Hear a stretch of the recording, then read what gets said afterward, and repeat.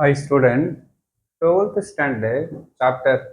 6, example 6.28. Find the angle between the straight line x plus 3 by 2 equal to y minus 1 by 2 equal to minus z with the coordinate axis. Okay. Coordinate axis நம்ம x, y, z terms இருந்தனா cos alpha, cos beta, cos gamma தான் coordinate axis angle between இல்லை. Okay. Okay. First நமக்கு B vector நமக்கு நேரம் fine பண்ண நமக்கு just நமக்கு பி வெக்டர் ஃபைன் பண்ண போ நமக்கு ஏன்னா பாயிண்ட்லாம் தேவையில்ல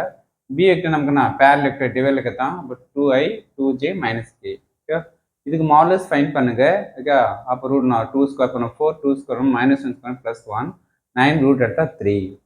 சரி ஓகே நமக்கு கோஆர்டினேட் ஆக்சிஸ் கேட்குறதுனா காஸ் ஆல்பா கொல்ட்டு நமக்கு நான் எக்ஸ் பை 3 ஓகே இதான் எக்ஸ் வேல்யூ டிவைலுக்கு தான் அப்போ எக்ஸ் பை 3 நேரம் y by 3 okay y value 2 3 okay next minus 1 by 3 அப்படி தெரியலனா கோஆர்டினரா நமக்கு கொசைன் சீரிஸ்னா நமக்கு கொசைன் சீரிஸ்னா 2 பை 3 நமக்கு சைடுலனா இப்படி யூஸ் பண்ணிக்க cos alpha cos beta cos gamma இதான் நமக்குனா கொசைன் என்னடா 2 by 3 next 2 by 3 next minus 1 by 3 இதான் நமக்கு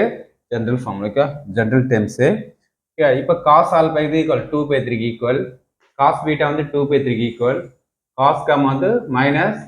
1 பை 3 ஈக்குவல் இப்போ ஆல்பா வேல் தான் ஃபைன் பண்ண coordinate x alpha cos inverse 2 by 3 beta equal to cos inverse 2 by 3 gamma equal to cos 1 இதான் நமக்கு இதோட எக்ஸ் இதான் நமக்கு